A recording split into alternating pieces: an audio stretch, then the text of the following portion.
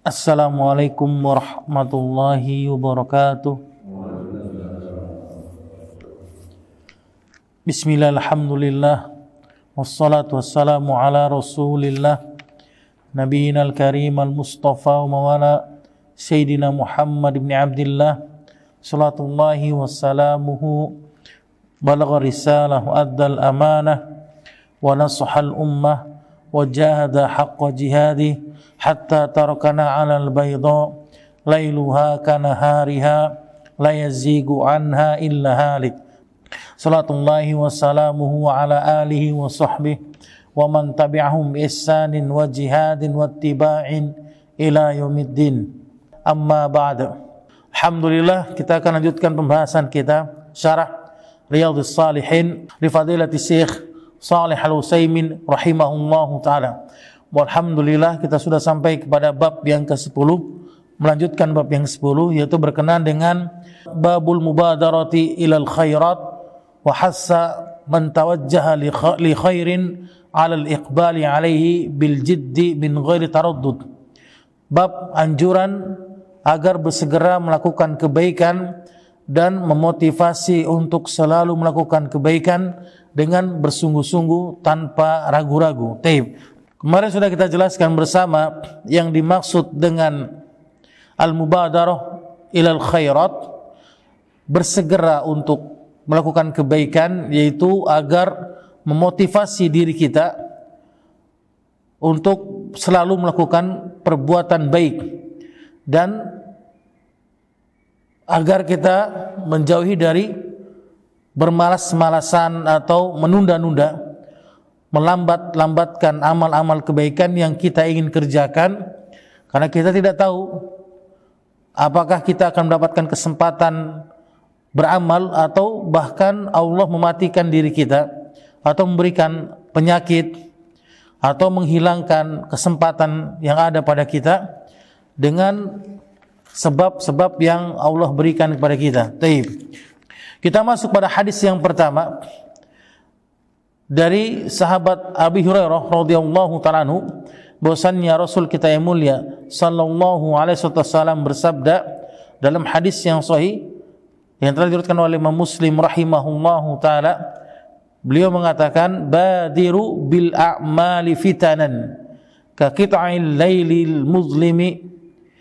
Bersegeralah kalian dalam beramal, bersegeralah kalian untuk mengerjakan amal-amal kebaikan sebelum datang fitnah, kata Rasul, ya, fitanan, sebelum datang fitnah yang akan menghampiri kalian. Yaitu apa? Rasul umpamakan kaqita'il lailil muzlim, yaitu seperti malam hari yang gelap gulita tanpa ada penerang. Jadi kalau fitnah itu sudah menerjang kita, itu seperti malam hari yang tidak ada penerangnya. Nanti akan dijelaskan oleh Syekh Shalih Al-Utsaimin, fitnah ini adalah fitnah syubhat dan fitnah syahwat. Yang membahayakan setiap muslim adalah apa, kata Rasul, yusbihul ar-rajulu mu'minan. Seseorang itu bisa jadi pagi hari seorang mukmin, wa yumsi kafiran, dan di sore harinya dia menjadi kafir. Antum bisa bayangkan, pagi harinya dia beriman, sore harinya dia kafir. Wa yumsi mu'minan wa yusbihu kafiran, dan di sore harinya bisa jadi dia mukmin, kemudian di pagi harinya dia kafir. Nauzubillah min dzalik. Apa sebabnya, kata Rasul? Yabi'u dinahu bi'aradin minad dunya, yaitu dia menjual agamanya hanya karena sedikit keuntungan dari dunia.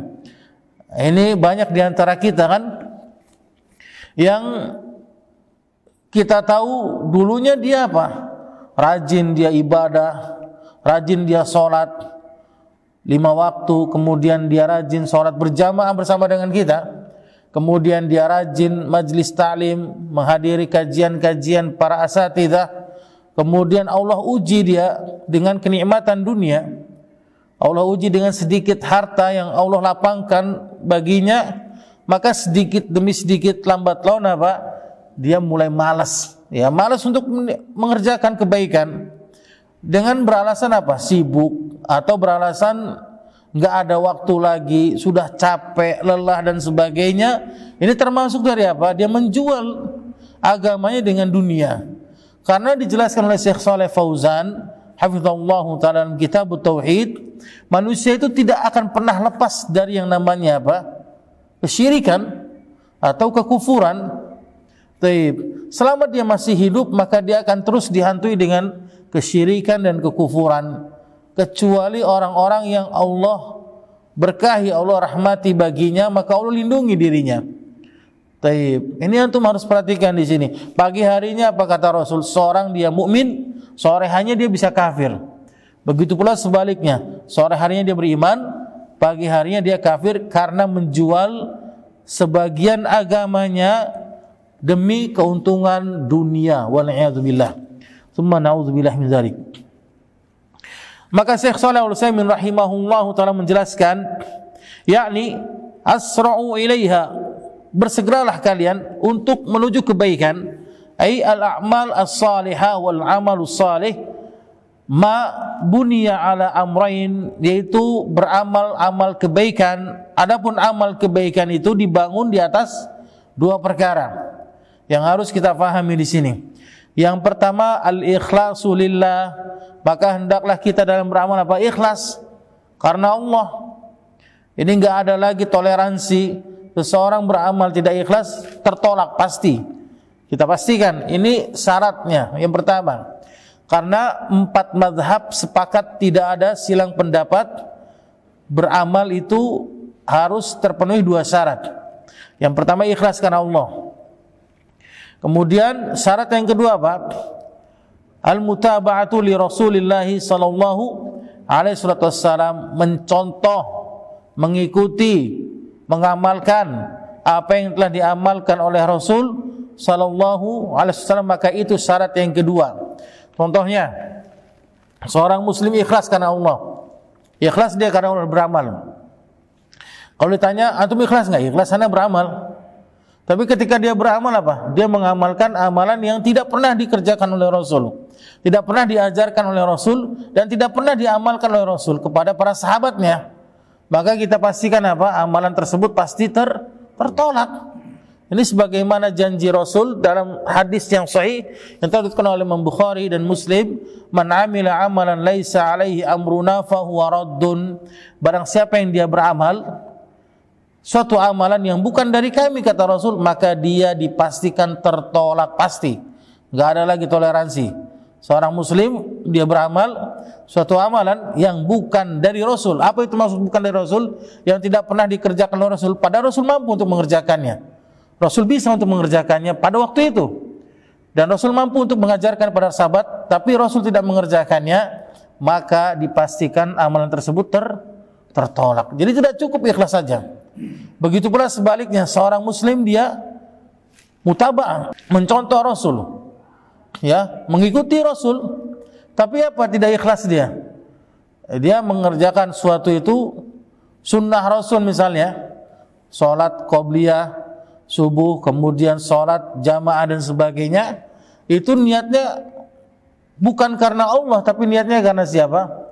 Karena orang lain, karena manusia dan sebagainya, maka dipastikan amalan-amalan tersebut tertolak. Ini sepakat para ulama. Maka harus terpenuhi oleh 2 syarat tersebut. Wa hadza huwa tahqiqu syahadati la ilaha illallah wa anna Muhammadan Rasulullah, dan ini masuk dalam perwujudan syahadat la ilaha illallah dan Muhammad adalah utusan Allah. Ini dia. Di mana dengan kita mengamalkan amalan itu dilandasi dengan 2 syarat, maka ini bukti saksi kita, syahadat kita benar. La ilaha illallah, tidak ada Tuhan yang berhak disembah dengan benar kecuali Allah. Itu apa? Ikhlas. Itu maksudnya. Kita menjalankan amal ibadah ikhlas karena Allah. Ini bukti konsekuensi kita, perwujudan kita dalam syahadat la ilaha illallah. Kemudian wa anna Muhammadan Rasulullah, itu bukti apa? Konsekuensi kita, perwujudan kita, syahadat kita mengikuti Rasul sallallahu alaihi wasallam dalam segala perkara urusan agama. setiap perkara urusan agama maka wajib kita mengikuti Rasul sallallahu alaihi wasallam yang diajarkan Rasul kepada para sahabatnya, dikerjakan Rasul kepada, dicontohkan Rasul kepada para sahabatnya radhiyallahu taala anhum jami'an. Fal amalu, kata Syekh, alladzi laisa bi khalisin laisa bi salihin, amalan yang tidak ikhlas maka bukan amalan soleh. Ya, setiap amalan kebaikan kalau dilandasi bukan karena keikhlasan maka bukan amal soleh namanya itu. Walaupun orang bilang itu amal soleh, antum paham? Misalkan dia puasa Senin Kamis, puasa Daud, kemudian dia sholat sunnah, qobliyah, ba'diyah, sebagainya, amalan-amalan kebaikan, sedekah dan yang lainnya, tapi bukan dilandasi karena ikhlas, bukan karena Allah, maka itu bukan amal soleh namanya. Antum paham? Ini amal biasa aja, nggak ada manfaatnya di hadapan Allah. Lau qamal insan yusalli, kalau seandainya manusia menjalankan ibadah, sholat misalkan, walakinnahu yura'in nas, akan tapi apa? Dia sholatnya itu untuk dilihat manusia. Fa inna amalahu la yuqbal, amalannya tidak akan pernah diterima oleh Allah. Hatta law ata bi syurutis shalah wa ajwabiha wa arkaniha, walaupun dia datang sholatnya itu benar, syaratnya benar, rukunnya benar, wajib-wajibnya benar, sunnah-sunnahnya benar, tumakninahnya benar, tapi dia tidak ikhlas karena Allah, maka itu bukan dikatakan sebagai amalan soleh. Taib, barakallahu fikum. Begitu pula apa? Seseorang yang dia sholat niatnya karena makhluk, kenapa? Karena dia mencampur adukan dengan apa? Dengan kesyirikan. Sebagaimana telah dijelaskan oleh Imam Fudail bin Iyad, meninggalkan amal karena manusia itu apa? Syirik, ya. Kemudian mengerjakannya karena manusia itu riya. Antum tinggalkan amal kebaikan itu karena manusia, itu antum terjatuh pada dosa kesyirikan, dan mengerjakan amal kebaikan itu karena manusia itu namanya riya. Sama aja, nggak ada bedanya itu dua-duanya. Ya. Antum misalkan meninggalkan amal kebaikan karena dibilang nanti sombong atau dibilang nanti apa, orang yang paling rajin, paling taat, antum tinggalkan amal kebaikan karena manusia, berarti terjatuh pada perbuatan dosa syirik, yaitu menduakan Allah, ya, menjadikan tandingan-tandingan sembahan selain Allah Subhanahu wa taala. Taib, barakallahu fikum.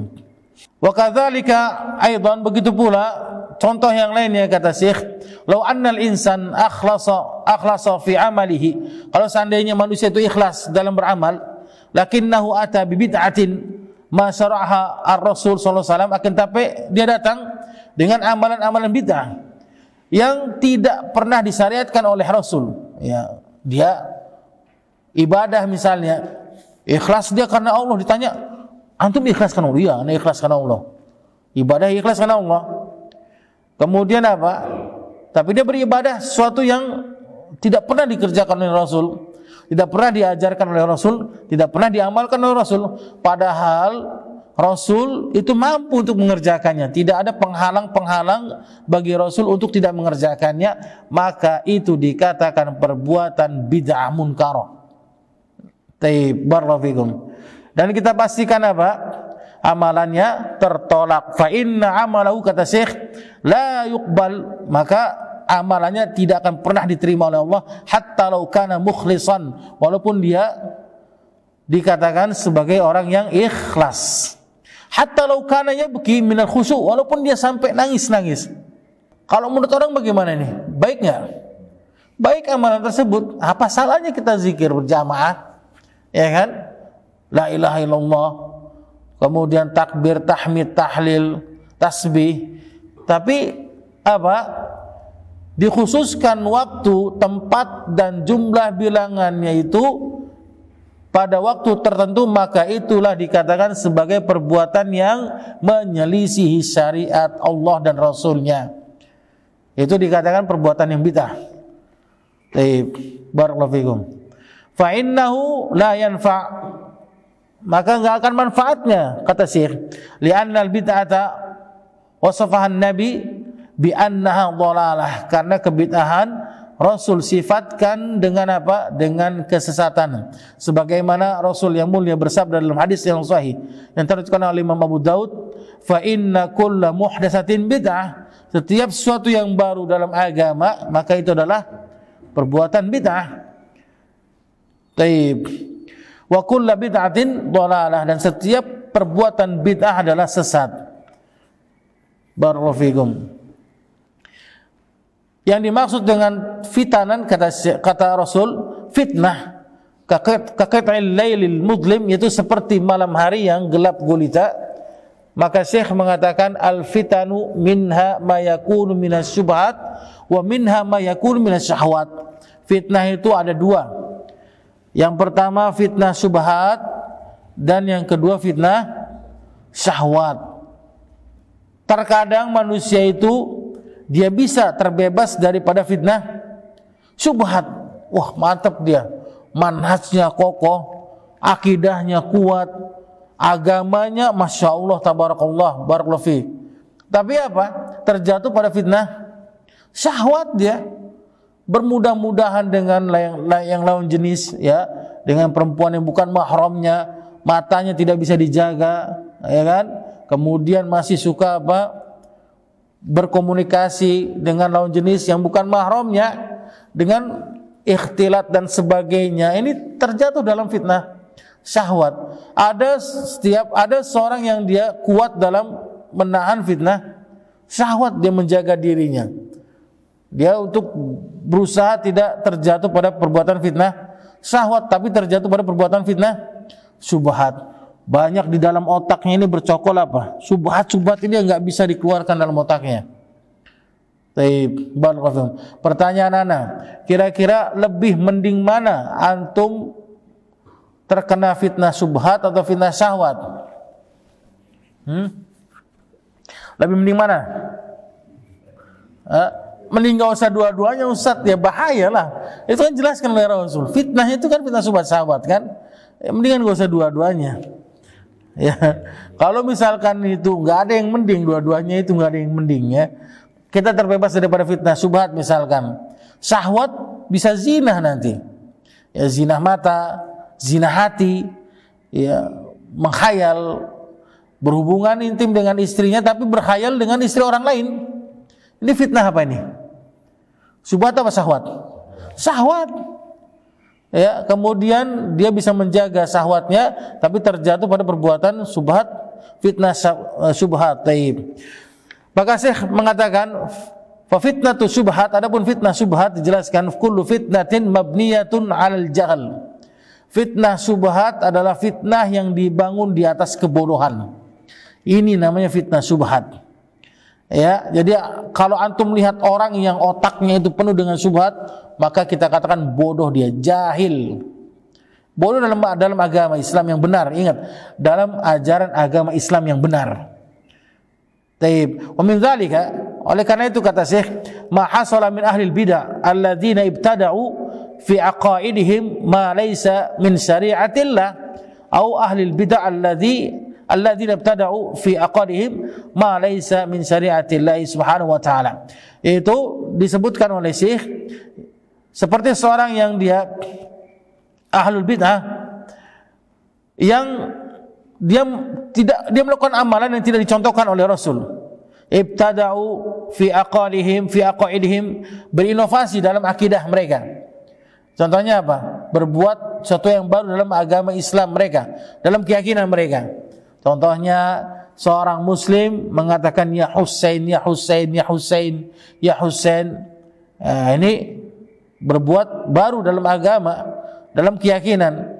Kita lihat apakah Rasul pernah seperti itu? Enggak pernah. Kemudian kita turun lagi ke bawah. Abu Bakar As-Siddiq pernah? Enggak pernah. Orang duluan Abu Bakar Ustaz. Kalau begitu taib. Kalau duluan Abu Bakar As-Siddiq, sekarang kita turun lagi ke bawah. Zamannya tabi'in, Hasan Al-Basri.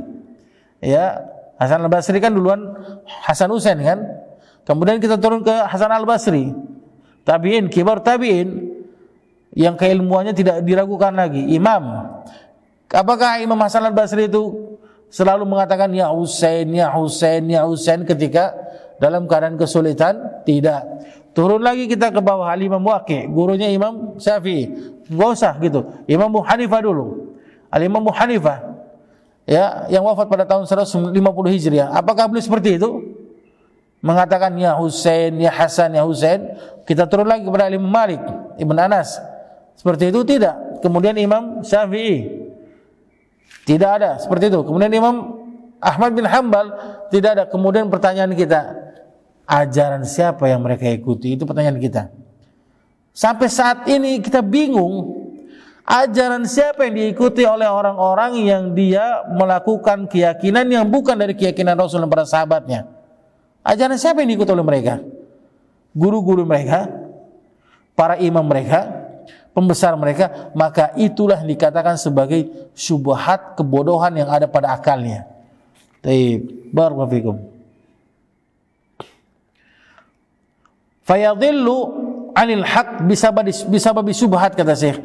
Maka dia tersesat dari kebenaran karena sebab syubhat.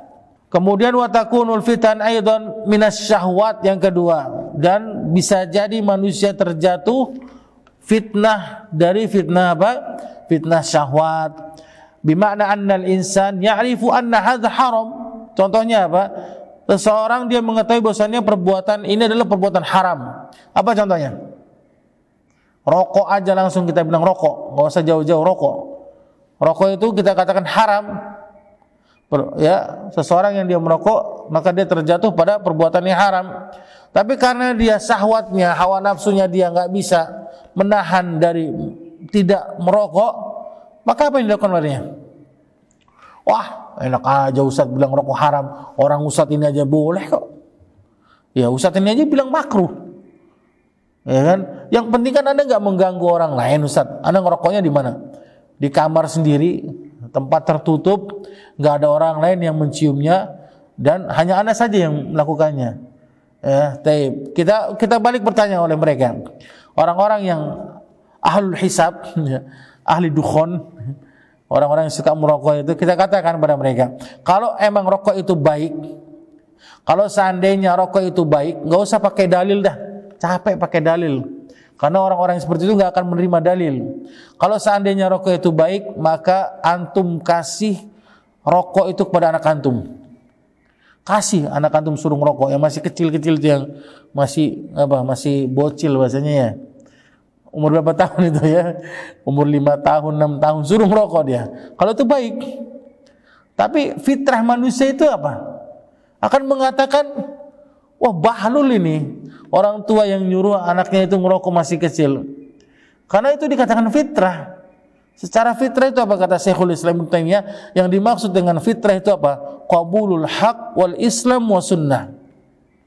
Fitrah itu adalah menerima kebenaran, menerima Islam dengan benar, dan menerima sunnah. Itu dikatakan fitrah. Kalau orang sudah keluar dari fitrahnya, ya seperti akal sehat kita ini mengatakan enggak, masa iya anak kecil masih kecil ini disuruh ngerokok umur 6 tahun, berarti ini keluar dari fitrahnya kan? Benar enggak? Atau misalkan perempuan keluar tapi telanjang, tidak berpakaian, ya dia enggak menggunakan hijab syar'i, tidak menutup pakaian syar'i, giliran dilihat sama orang digodain, marah dia. Lah ente sendiri yang ngumbar aurat, benar enggak? Antum lihat, benar kan? Banyak para perempuan-perempuan akhwat-akhwat yang berpakaian tapi telanjang digodain sama laki-laki, marah dia. Ngapain ente? Goda-godain nih. Nah, ente sendiri yang ngebukain aurat. Kalau mau ditutup dong, benar nggak? Kan aneh bin ajaib. Ini berarti apa? Dia keluar dari fitrahnya manusia yang telah diajarkan oleh syariat Islam yang mulia ini. Barakallahu fikum. Ini dikatakan sebagai fitnah syahwat. Waliyadzubillah. Dan fitnah syahwat yang paling besar bagi laki-laki apa? Perempuan, kata Rasul. Rasul yang mulia bersabda dalam hadis yang sahih yang diriwayatkan oleh Imam Bukhari dan Muslim, "Ma taraktu ba'di fitnatan adharru 'ala ar-rijali minan nisa." Tidaklah aku tinggalkan ya fitnah yang lebih besar berbahaya bagi laki-laki itu adalah dari perempuan. Fitnah yang paling besar bagi laki-laki adalah fitnah perempuan. Kemudian Rasul yang mulia bersabda dalam hadis yang sahih yang diriwayatkan oleh Muslim rahimahullah taala, "Ittaqun nisa fa inna awwala fitnati Bani Israil kanat fin nisa. Takutlah kalian kepada apa? Wanita. Karena fitnah yang pertama kali menimpa Bani Israil adalah fitnah perempuan. Taib. Ini yang harus kita kita jaga, yang harus kita hindari dari terjatuh kepada fitnah syahwat. Taib. Barakallahu fikum. Waliyadzubillah, na'udzubillah min dzalik. Al-muhim kata Syekh, maka disimpulkan pada hadis yang kita bacakan tadi, anna Rasul alaihi salatu wassalam hazzarana min hadhil fitan allati hiya kaqit'il lailil muzlim. Rasul benar-benar memperingatkan kita untuk apa? Berhati-hati terhadap dua fitnah besar, fitnah syubhat dan fitnah syahwat. Seperti apa kata Rasul? Rasul gambarkan kedua fitnah itu seperti malam hari yang gelap gulita tanpa ada penerang cahaya sedikit pun. Itu dikatakan fitnah. Antum kalau misalkan lewat jalan ke tempat yang gelap, nggak ada cahaya, bagaimana antum? Kira-kira menurut antum bisa selamat nggak sampai tujuan? Di sebelah kanan kiri antum jurang misalnya, nggak ada cahayanya antum. Ya, tahu paling tinggal apa? Tinggal nama ya, balik tinggal nama. Karena kita nggak ada yang tahu kan, kesandung batu, tiba-tiba dia kepleset, jatuh ke jurang, mati dia. Itu fitnah disebut itu. Alhamdulillah masih selamat dia, ya kan? Masih bisa bangkit lagi, masih diberikan kesempatan lagi. Itulah dikatakan fitnah seperti itu.